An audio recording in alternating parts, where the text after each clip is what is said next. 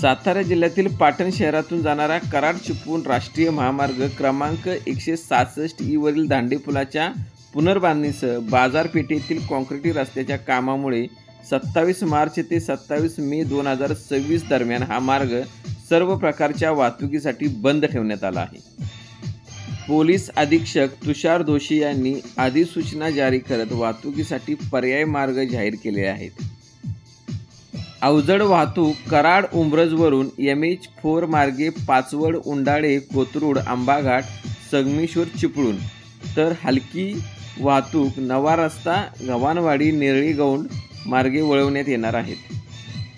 नागरिकांच्या सुरक्षिततेसाठी सर्व ठिकाणी पोलीस बंदोबस्त तैनात करण्यात आला आहे.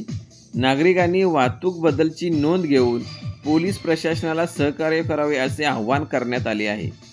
अधिक अपडेटसाठी पाहत राहा लोकसम्राट महाराष्ट्र न्यूज.